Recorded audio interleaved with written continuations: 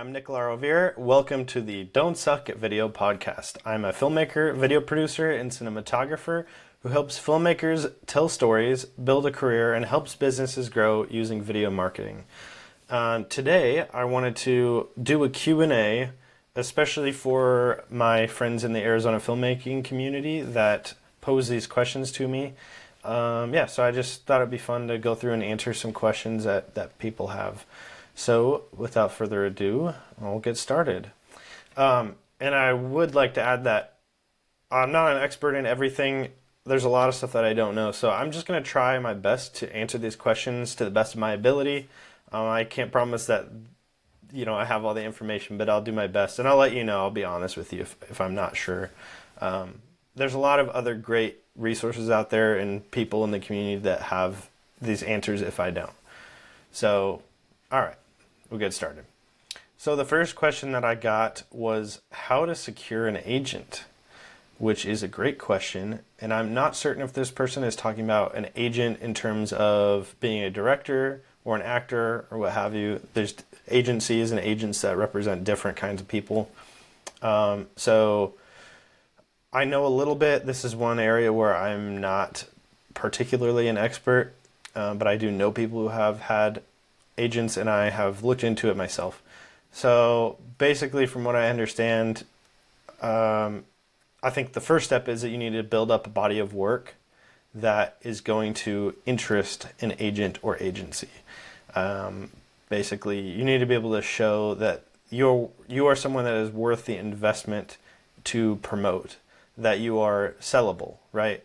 So they are acting as your representative, going out to people and saying, hey, you should hire this person. So you need to have work that looks really good or, great acting reel. You basically need to I think it would help to have a good brand basically overall. Like, how can you position yourself in the best way possible so that someone else thinks, yes, this is a bankable person. This is someone that we can push. Like, this is desirable. So that's my thoughts on that. The other thing I will say is from what I've heard from people who do have agents, and that's actors as well as crew, they're not everything. They're not a magic ticket to success. So if you think that you're going to get an agent and then magically you're going to get all this work, it's just not how it works, unfortunately. At the end of the day, it's the same with like business stuff and agents and everything. You are going to be your own best advocate, right? No one else cares as much about your career as you do. So you are going to be the one who books most of your work.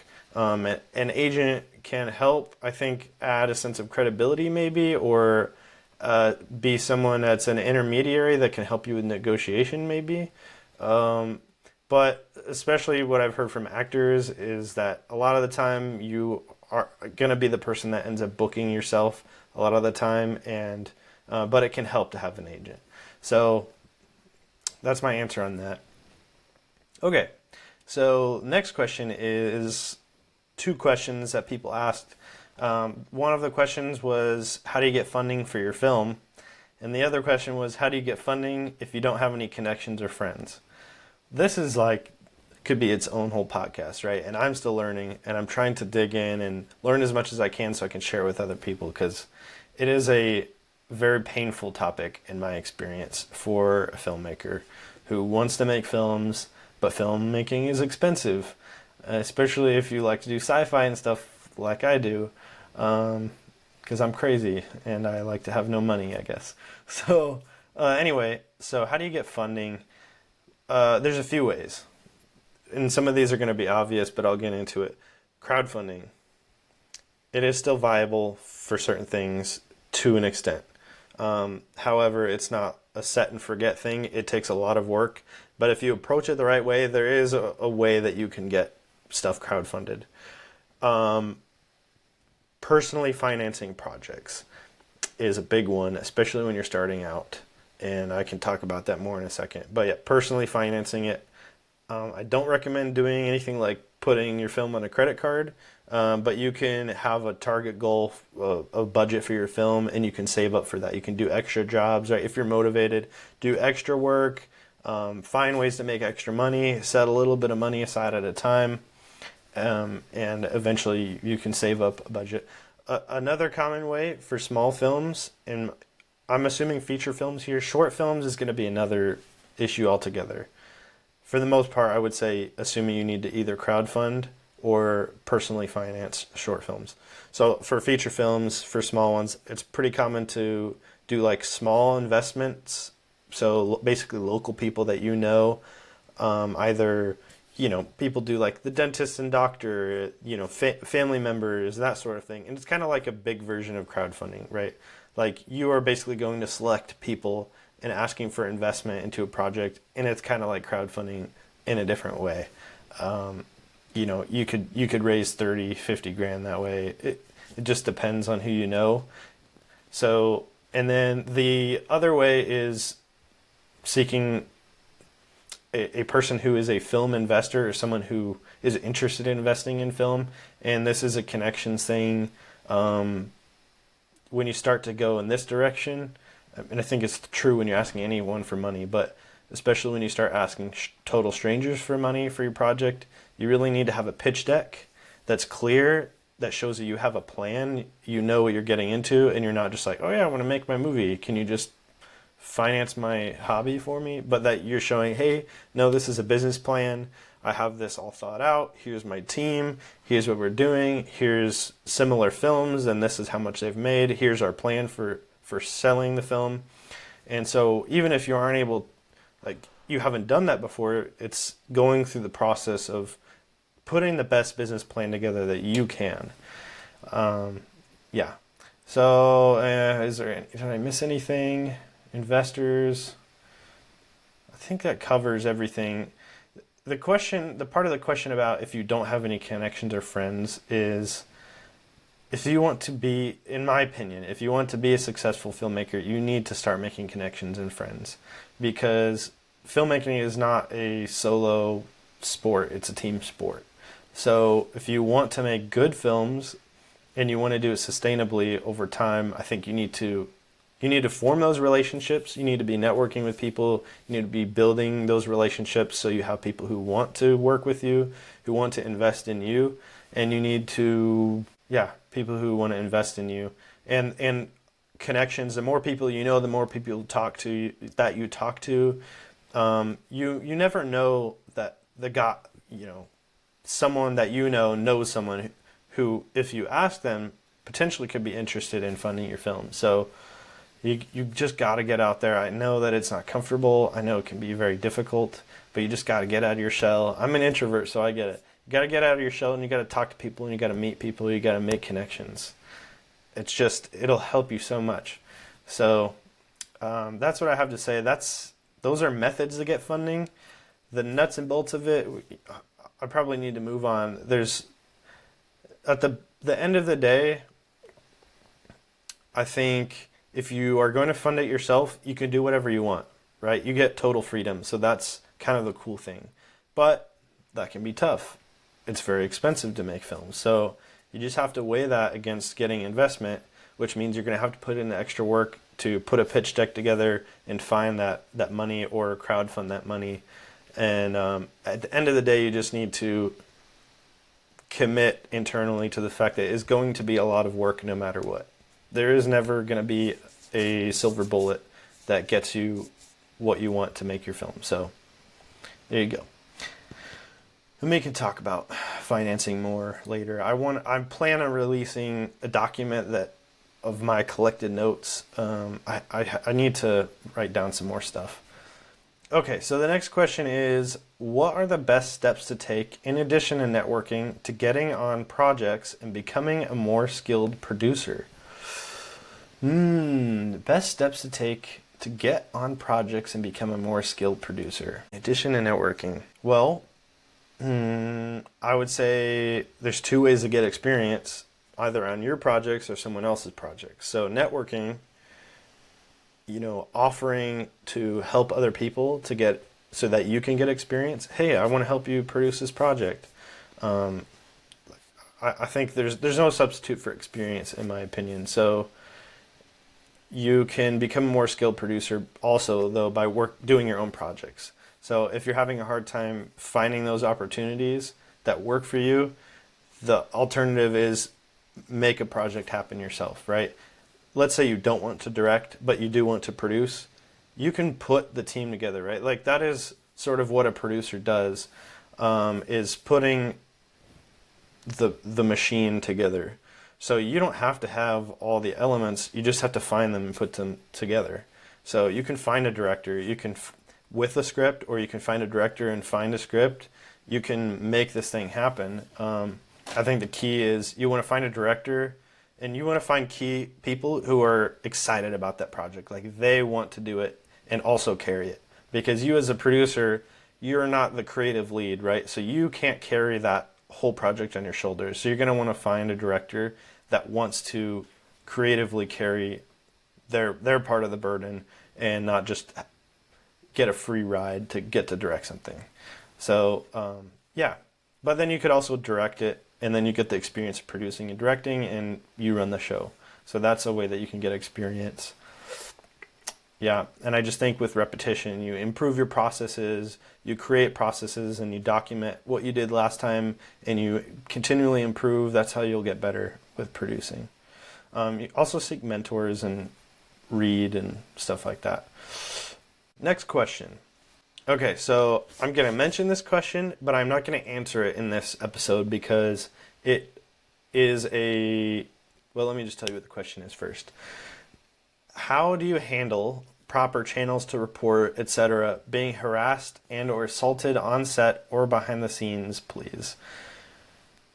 So, like I was saying, this is a very important topic, and it is a serious topic, and the gravity of this question deserves its own episode and something more well thought out than me just going off the cuff.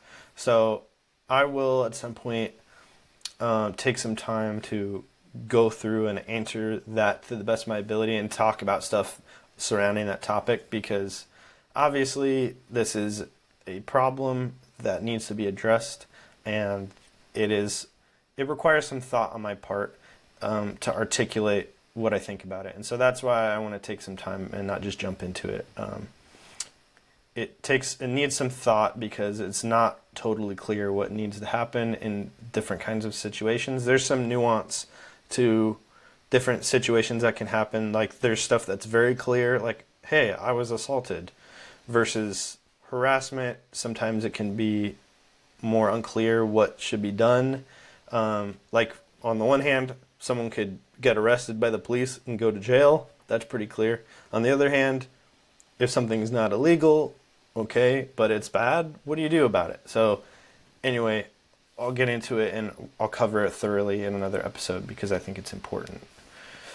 Okay, next question is, have you had an experience dealing with an actor with a big ego? If so, how did you deal with it? I thought about this before when I read it, and I can't say I've dealt with an actor with a big ego yet. Not really. I mean, generally speaking, most of the people that I've worked with have been very reasonable, and everybody's got their problems and their flaws, and but generally speaking, everyone I've worked with has been good. So how would I answer this? First off, try to cast people that are reasonable. I don't know how to put this. If you're getting red flags from an actor at some point in the process, you don't have to hire them. Like, honestly, if you feel that they are going to be a pain, or you feel like they are going to be unreliable, or you feel that they are going to cause you problems on set, then you should think about whether that is a person that should be in the role or not. If you're dealing with a situation where, hey, but they're really good, I really want this person, you're just going to have to make a decision. It might work out, might be fine, or you might have to deal with some stuff. You might have to deal with a difficult person. And this can happen with crew too. It's not just actors. I'm not picking on actors. But you're just going to have to make a decision, and you can make a decision that, no, I'm going to wait, I'm going to find someone else. Or you can decide to go with that person and just understand that you made the decision and you have to deal with the consequences. How would I deal with it? It's hard to answer that outside of a specific scenario, but you just try and be diplomatic with people and understand, unless they're just totally out of their mind. Most people can be reasoned with, like, they are there for a reason, they want to be there for a reason, so you can, it's a give and take, like, okay, I need this from you.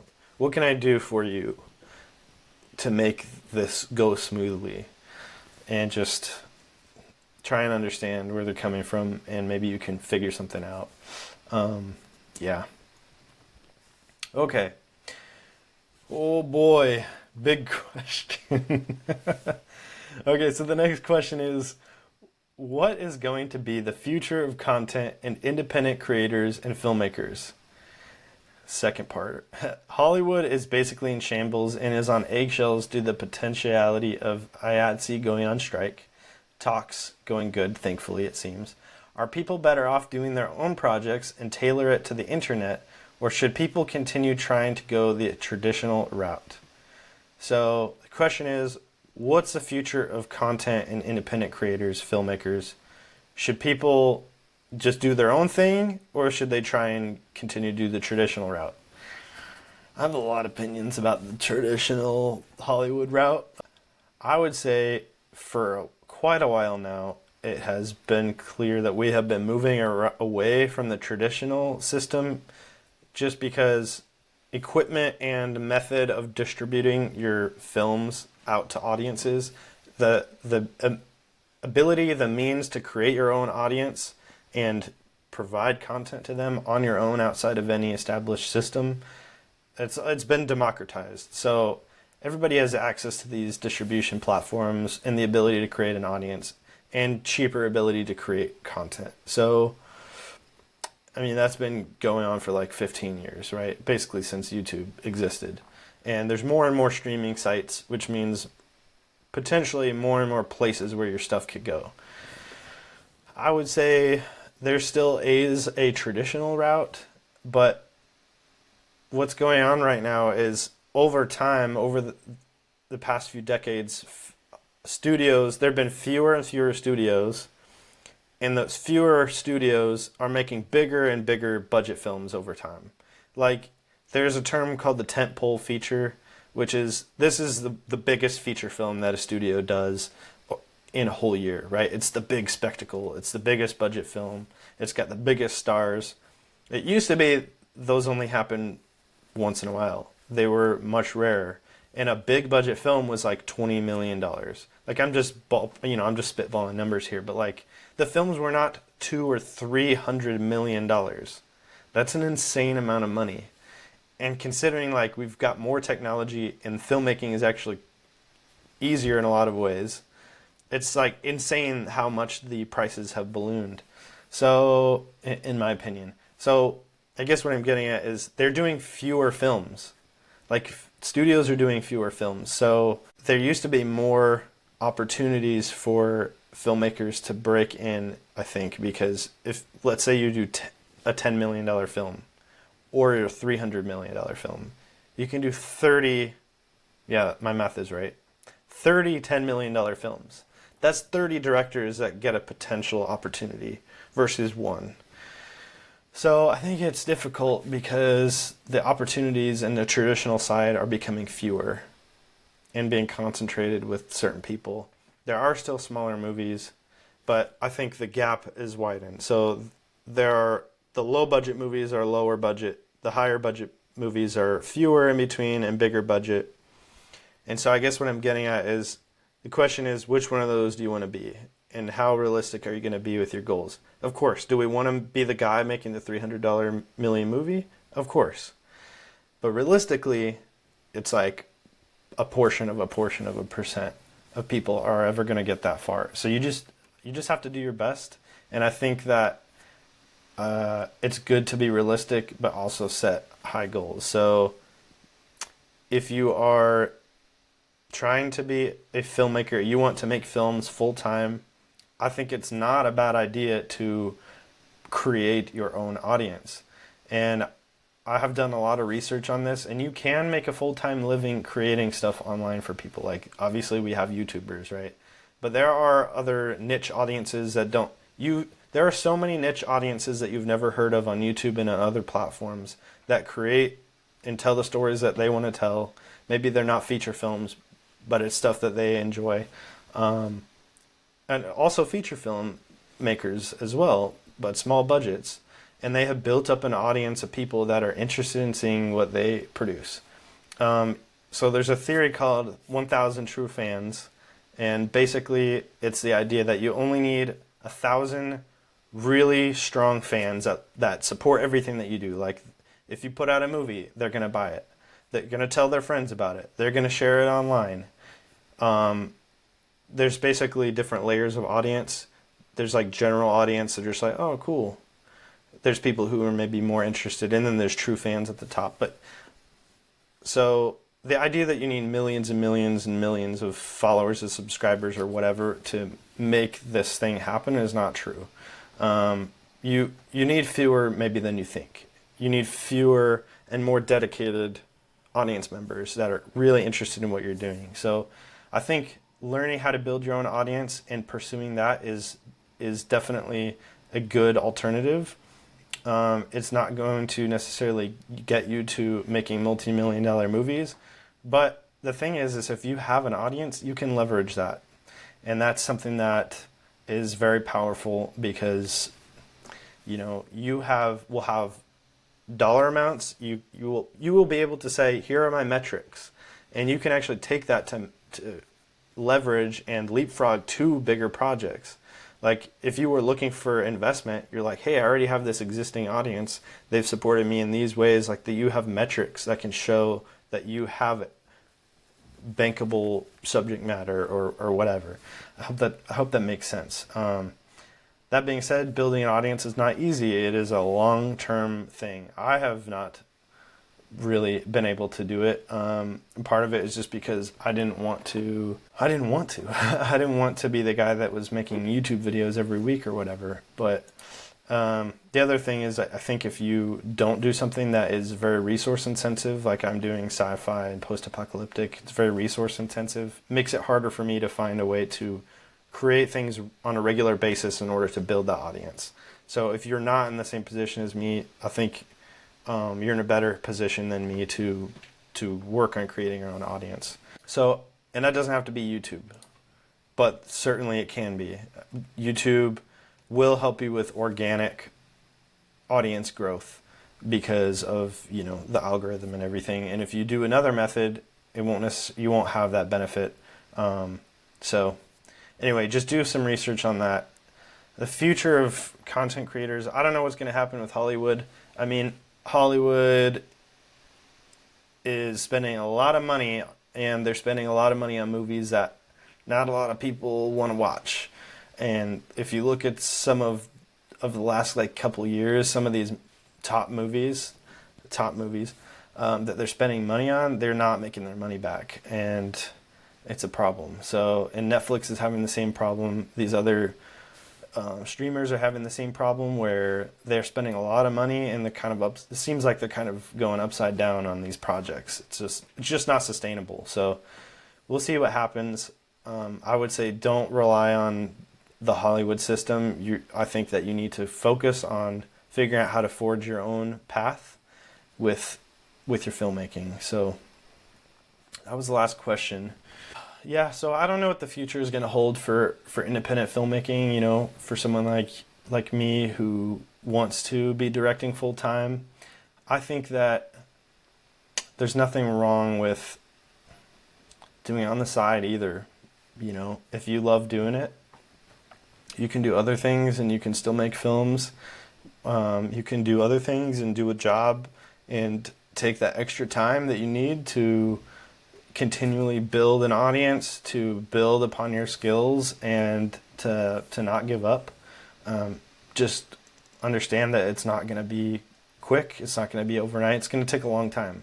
It could take you 10 years to build an audience, to learn the skills that you need to learn, to finally get some attention. It could take longer. It could go much quicker. I think the key is finding something that you can be really passionate about for a long time, and that you can tell stories in that box for an audience, a particular audience, and you can focus in on them and making stuff that they will enjoy, that you also enjoy. I think that focus is the key there. An example that a friend of mine uses, he has like a friend that has I don't know if it's YouTube or whatever, but he has an audience that's only focused on bike packing, which if you haven't heard of bike packing, it's like backpacking mixed with bicycling. So long distance bicycle, but you wear a backpack and you camp. And that's a pretty niche thing. It's pretty specific, but people who like backpacking, they really like bike packing. So he's able to cater to that audience and talk about and show what he really enjoys, and the audience is into it, and he has his 1,000 true fans, and he is able to make a living through that. So that's just one example. Yeah. There's no easy way or shortcuts here, but it can be done. It can be done. So don't despair. Just keep trying, do your best. Figure out what it is you can really focus in on and dedicate yourself to for a long time. Go where the audience is to some extent. Like find that crossover between what you love and audiences that are interested in a thing. I know another guy who he makes basically Hallmark style like Christmas movies and stuff. And you know what? Is that exactly the thing that he wants to do? No, but he does enjoy it, and he enjoys directing most of all. So the fact that he gets to direct for a living and create these films is awesome.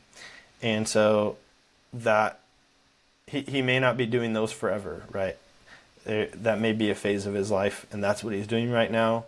And it's not quite exactly what he would want to do, but it's pretty close. So, boy, I think that's it. I think that's all I got. I don't have any other questions here. So, I guess I'll add one more thing, and that is don't feel like you need to suddenly or quickly be able to make money from your audience. I feel like I kind of fell into that trap. I think you're building a long-term asset. I'm not sure how else to put it. Your audience, you are forming a relationship with by regularly, consistently sharing stuff that you're creating with them and bringing them along for the ride and entertaining them or providing some kind of useful value or information. It's not going to make money right away. And so I think you can treat it like a business and create a plan.